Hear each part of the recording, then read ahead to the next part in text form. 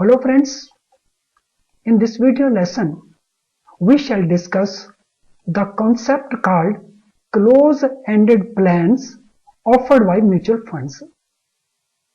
Friends, exam JIB का हो या CIB का हो, उसमें जो कॉन्सेप्ट्स होते हैं, जो टॉपिक्स होते हैं, उनके बारे में clarity, so that plays very important role in our better scoring. So, इस लेसन के अंदर हम principle and practice of banking के एग्जाम का जो कॉन्सेप्ट्स हैं वो डिस्कस कर रहे हैं। तो यहां पे जैसा मैंने पहले कहा, हमारा कॉन्सेप्ट है close ended plans offered by mutual funds. Friends, before we start with close ended plans, पहले हम अंडरस्टैंड करें म्यूचुअल फंड्स क्या होते हैं। म्यूचुअल फंड्स होते हैं organisations in the form of trust. So trust के तौर के ऊपर एक ऑर्गेनाइजेशन क्रिएट किया जाता है और इसका पर्पस क्या होता है? इसका पर्पस है कि जो इन्वेस्टर्स हैं उनकी सेविंग्स को पूल करना, इकट्ठा करना और फिर उनको इन्वेस्ट कर देना इन सिक्योरिटीज। सो एक ऐसा मैकेनिज्म जिसमें इन्वेस्टर से, छोटे छोटे इन्वेस्टर से उनकी सेविंग्स का पैसा लिया जाएगा, पूल किया जाएगा उसको, and that money will be invested in securities and this will be done by an organization and we call it mutual fund. फिर म्यूचुअल फंड के अंदर ये जो इन्वेस्टमेंट इन सिक्योरिटीज किया जाएगा, इसका जो एविडेंस होगा in the form of certificates, जिनको हम कहते हैं यूनिट्स। सो मेंबर से जो पैसा लिया जाएगा उसके बदले में मेंबर्स को इश्यू किए जाएंगे units relating to that particular mutual fund. अब हम आते हैं क्लोज एंडेड प्लान्स की क्या क्या इंपॉर्टेंट फीचर्स हैं। सो सबसे पहला इंपॉर्टेंट फीचर है कि इन स्कीम्स के अंदर जो पीरियड है, मैच्योरिटी पीरियड, वो एक फिक्स्ड पीरियड है। तो ऐसे म्यूचुअल फंड स्कीम्स हो सकती हैं जिसमें पीरियड फ्लेक्सिबल हो सकता है, कॉन्टिन्यूस बेसिस के ऊपर होता है, लेकिन क्लोज एंडेड प्लान्स के अंदर जो मैच्योरिटी पीरियड है वो एक फिक्स्ड पीरियड रहेगा। और दूसरा इंपॉर्टेंट पार्ट, जो सब्सक्रिप्शन लिया जाएगा, इन्वेस्टर जो अमाउंट सब्सक्राइब करेंगे यानी म्यूचुअल फंड को जो पे करेंगे, वो एक फिक्स्ड लिमिटेड पीरियड के लिए रहेगा और वो भी उस समय जब फंड को लॉन्च किया जाएगा।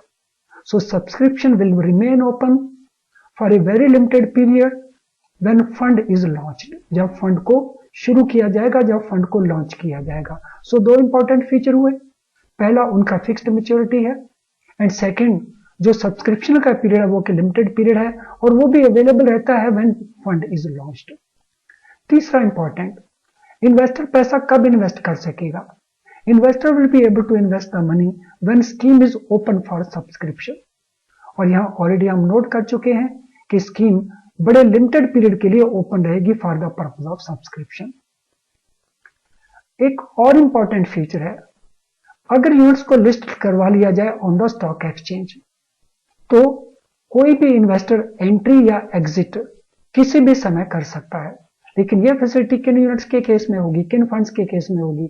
जहां पे इश्यू म्यूचुअल फंड ने जो यूनिट्स हैं उनको लिस्ट करवा लिया ऑन ए स्टॉक एक्सचेंज, जैसे शेयर्स लिस्ट हो जाते हैं स्टॉक एक्सचेंज के ऊपर, फिर उनको खरीदा बेचा जा सकता है। इसी प्रकार से अगर यूनिट्स को स्टॉक एक्सचेंज के ऊपर लिस्टिंग करवा लिया जाए तो उनको खरीदा जा सकता है, उनको बेचा जा सकता है। सो जब उनको खरीदा जाएगा that will be entry in the scheme और जब उनको बेचा जाएगा that will be exit from the scheme and that will be possible any time. Now facility of buy back of unit can also be provided by the issuing mutual fund. So issuing mutual fund अगर चाहे तो वो अपने investors के लिए एक facility provide कर सकता है कि उनके यूनिट्स को according to pre given terms and conditions buy back किया जा सकता है, मींस रीपरचेज किया जा सकता है बाय द म्यूचुअल फंड। और इसका बेनिफिट इन्वेस्टर को क्या होगा? इन्वेस्टर को लिक्विडिटी मिल जाएगी, तो जो हम यूनिट होल्डर्स जिनको कहते हैं।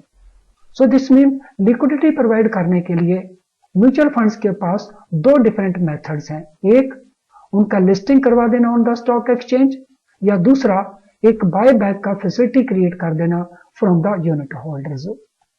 फ्रेंड्स, जब उनको रीपरचेज किया जाएगा तो रीपरचेज होगा, बाय बैक होगा at net present value. Mutual funds को from time to time net present value calculate करना, सो स्कीम की नेट प्रेजेंट वैल्यू क्या है पर यूनिट, एक यूनिट का प्रेजेंट वैल्यू प्रेजेंटली कितना है, तो वो उनको कैलकुलेट करना पड़ता है और डिक्लेयर करना पड़ता है। सो जितना भी बाय बैक होगा वो उसी प्राइस के ऊपर होगा, जिसको हम कहते हैं net present value, in short we call it NAV। Friend, ये जो NAV है in case of closed ended mutual fund plans, इसका जो डिक्लेरेशन है it is done on a weekly basis. इसी कॉन्टेक्स्ट के अंदर सेबी की कुछ गाइडलाइंस हैं। अकॉर्डिंग टू सेबी गाइडलाइंस, हर एक म्यूचुअल फंड जो क्लोज एंडेड प्लान्स प्रमोट करता है, so they have to provide at least one of the following for the purpose of liquidity to the unit holder. Unit holder को liquidity मिलती रहे, इस purpose के लिए वो इनमें से कोई एक फैसिलिटी जरूर प्रोवाइड करेगा। तो ये दो फैसिलिटीज कौन कौन सी हैं? एक फैसिलिटी है रीपरचेज का ऑप्शन दे देना, यानी वो रीपरचेज करेगा mutual fund eight net present value, और दूसरा लिस्टिंग एट स्टॉक एक्सचेंज। सो ये सेबी की गाइडलाइन भी है कि इन दोनों में से कम एक ऑफर उस म्यूचुअल फंड के द्वारा जरूर दिया जाएगा to the investor, to the unit holders. Well friends, I am quite sure close ended plans का ये कॉन्सेप्ट एकदम आपके माइंड में क्लियर हो गया होगा। अगर आपको ये वीडियो यूजफुल लगा तो इसको लाइक करना मत भूलिए।